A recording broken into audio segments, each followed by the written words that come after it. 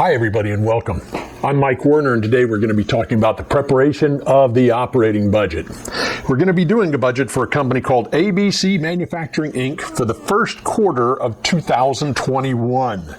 So in order to do that, we're going to need to get some information. We're going to need the sales forecast. We're going to need the selling price of the product. We're also going to do a cash collections budget. So we're going to need to know the pattern that they expect for collecting their funds. We're going to need other information as well. So let's go ahead, go into the office and take a look at all this data. Then we'll come right back. Okay, so here's the information about our company. It's ABC Manufacturing Inc. And the budget period is the quarter ended March 31st, 2021. So they're trying to put a budget together for next year. So that means the first quarter, January, February, and March of 2021. Their forecasted sales are, in units. We've got for November, 280, December, 310. It seems a little strange that they are including prior year's sales. But as we'll find out when we're trying to do the various budgets for January, February, and March, we're going to need from time to time sales information from the prior year. Oddly enough, we're also going to need sales information to do the production budget and direct material purchases budget. We're going to need information from the next quarter as well. And then really the star of the show here, especially for our sales budget, is going to be these 3 months because this is our budget period. We've got January of 200 units, February of 250 units, and then March of 300 units. The selling price per unit for product X is $500 per unit. With respect to cash collections, when they sell these units, some of the sales are on account. And as it turns out, they collect 70% of the sales revenue in the month of the sale. They collect 20% in the month following the sale, and the remaining 10% in the second month following the sale. So when we put together the cash collections budget, sometimes called the cash receipts budget, we're going to have to keep this pattern in mind. In this first video on budgeting, we're going to be doing the sales budget and we're going to do the cash collections budget. So we've got enough information here to do those two budgets. It's probably a good idea to take a screenshot of this information so you can print it out and have it available as you're viewing the video. So now, let's get back to the classroom. Okay, we're back. I'm going to give this a try, see how it goes. Let me find my marker. Here we go. So the first thing I want to do is give this document a heading. So we're going to do the sales budget first. So again, this is ABC Manufacturing. And this is the sales budget. And it's for the quarter ended March 31st, 2021.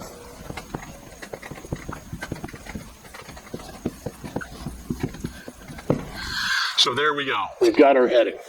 The next thing I want to do is try to figure out in my mind how I'm going to, put this on the board. And I think what I'll do is have January, February, March, and maybe I'll put the total on this other board and then put the descriptions of each line on this board. So let's see, we're going to have January, February, and March. On this board, I'll enter the total for the quarter. And for the sales budget, we're going to start with budgeted unit sales. Abbreviating it a little bit just to save some time and some space here. So for January, the budgeted sales are 200 units. And for February, the budgeted sales are 250 units. And for March, the budgeted sales are 300 units. And the total will fill in just a couple of minutes. Now we're going to need the budgeted selling price. Budgeted selling price. In our example, the budgeted selling price doesn't change from month to month to month, but it could. And so if it did, we would change it every month. But in our case, the budgeted selling price remains constant. Let me go ahead and enter the $500 selling price per unit. And then I'm going to simply multiply the selling price times the number of units to arrive at the budgeted sales. in multiplying, you could go ahead and multiply this yourself, and so that you're practicing and working along with me. And if you do, you're going to find out that the budgeted sales for January are $100,000. For February, the sales are $125,000. For March, 300 units times the $500 per unit, it's $150,000. So there we go. And now we can go ahead and put double underlines under these final amounts because this is sort of the end of our schedule. Here we go. Not perfect, but not too bad. And now let's go ahead and complete the total column. So I'm going to add the unit sales across, 200, 250, 300, and I get 750 units. And now the selling price. Let me add that across, 500 plus 500 plus 500. I can do that in my head. $1,500. $1,500. What? Oh yeah, that is crazy to do that. Oh, that's so dumb. What am I thinking? What am I thinking? You don't add every row across like that. You don't add every row. It's ridiculous to do. Oh my God. I should have just said, okay, hold on. The selling price per unit is $500. $500. Sorry about that. Sorry. Yeah, we just can't add every row across because it doesn't make sense to do so. So now let me go ahead and line there. 750 times 500 gives me $375,000. Okay, double underlined. And then what I can also do is add these across. 100,000. This gets us up to 225. And then sure enough, 375. So yeah, it adds across, and now it looks okay. So there we have it, the sales budget. It's pretty easy to do. Now, if you had multiple products, you would just do this calculation for every one of your products and then total it up to get your sales budget for the entire company for all of the products. Okay, so there you go. The next thing we want to do is a budget that's quite a bit more challenging. It's a cash receipts budget, or sometimes called the cash collections budget. What we want to know is during January, February, and March, how much cash are we going to collect? It would appear that we're going to get 100,000, 125,000, 150,000 for a total of $375,000. That's what it would appear, but that's not exactly the way it's going to work out. And let me tell you why. This company has sales for cash and sales on account. And although we could separate them into two different groups and say, okay, all the cash sales we collect in the month of the sale, and the sales on account we collect in accordance with, when we think the customer will pay. In this example, to keep it a little simpler, I'm assuming that we're going to estimate our cash collections based on the total sales figure. If we go back to the data here, what we're going to see is that 70% of the sale is collected in the month of sale. And then another 20% of the sales are collected in the month following the sale. And then finally, the remaining 10% is collected in the second month following the sale. So let me go ahead and make some notations here. I'm going to, if you don't mind, we're pretty much done with this. I'm going to erase at least this part so that I have some area to work. And then I'm going to sort of look at these numbers and take a look at a sales figure. Let me see. November's the first month I see here in the list. So with November, we had sales of how many? 280 units. And that times the selling price of $500 would give us sales of, multiplying it out, $140,000. $140,000. We don't collect the entire amount in November. So let's go ahead and prepare a little schedule to work out when we're collecting these funds. So the collections in November, we get $140,000 times 70%, or the amount we collect, would be $98,000. So of the November sales, in November we collect 98,000, just 98,000, not the whole amount, not the whole amount. And then in December, of this 140,000, we'll collect another 20% of it, $28,000, $28,000 more. Then in January, of that $140,000, we collect the remaining 10%. So in this case, this company's bad debt is negligible. So we're not going to be worrying about it. We're going to keep the example a little simpler. But January, we collect 140,000 times 10%, or $14,000. Now, we're preparing a budget for the first quarter of 2021. This is November of 2020. So why do they supply us with the sales for last year if we're preparing a budget for 2021? Well, the reason is this right here, is this here. Part of the collections from November will appear on our cash collection budget for the first quarter of 2021.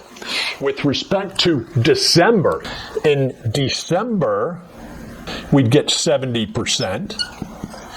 In January, we'd collect another 20%. And then finally, in February, we'd collect the remaining 10%. So when we prepare the cash collection budget for the first quarter of 2021, we'll need to show these 2 months collections of December sales. And then we get into like January sales, February sales, and March's sales. So let's go ahead and do that next. I'm going to go ahead and erase the board, and we'll get to it. Okay, so I think we're ready to do the cash collections budget, or sometimes called the cash receipts budget, and I've already headed it up to save a little bit of time. And so we're going to start off with sort of labeling the columns we're going to need. We'll need a column for January, one for February, and one for March. And then out here, we'll have a column for the total, just like we did with the sales budget. And with this budget, we're going to start with the earliest cash collection first, which would be November sales. So let's go ahead and list November sales first. So we've got November sales of $140,000 times 10%. The percentage that's going to be collected in January, and that, of course, is the $14,000. So that's the final collection for November. And then we need to collect some of December sales. In January, we will collect 20% of December sales.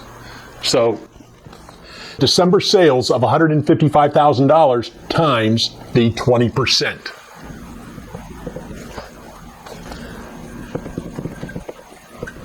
And that gives us $31,000 that we will collect in January. Now, still looking at December sales of $155,000, we will collect 10% of those sales in February. So we go over to February, we're going to collect $15,500 in February. Now let's move on to January sales. January sales, which from our budget, remember our budget, they were $100,000. And of that, we will collect 70% in January. And 70% of $100,000 is, of course, $70,000. And then also of January sales of $100,000, we will collect 20% in February. So how much is that? $20,000, $20,000 in February. And then of the January sales of $100,000, we will collect the remaining 10% in March. So that would be the remaining $10,000. So there we go. And now let's look at February sales. February sales from our budget were $125,000. And we will collect 70% of those sales in February. And 70% of 125,000, you can get your calculator out and calculate along with me. I believe it's $87,500. And then still, with these February sales of 125,000, we will collect another 20% of them in March. 20% in March, which is calculating along with me, 25,000. 25,000. We don't need to list the third collection for February because it would happen in April, which is in the next budget period. So we'll list the February collection, we'll list the March collection, and the April collection we'll save for the next quarter's budget. So now let's look at March's sales of $150,000. And we'll collect 70% in March, which is $105,000. Now, the rest of March's sales we will collect in April and May. So we don't need to list those lines here because we're only doing the first quarter of 2021. So let's go ahead and total these up. Let's see. Let's total this first column. And if you total it up, you should get $115,000, I believe. $115,000. Here we go. Put some double underlines there. Try to do it as neatly as I can. And then for February, the total for February is $123,000. And then for March, we've got $140,000. And then we're putting a dollar sign at the bottom of the column, one at the top of each column to let everybody know these are dollars.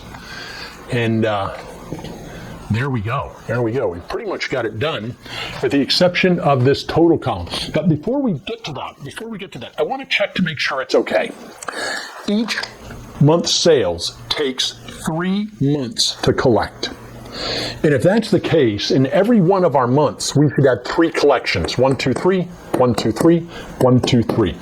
If each month's sales takes 3 months to collect, and we have, 1 or 2 collections instead of 3, or 4 instead of 3, we know we've done something wrong. So it looks like we're okay. It takes 3 months to collect the funds, and we have 3 collections per month. So now let's go ahead and fill in this total column. It's a little bit tedious, but trying to write very quickly here.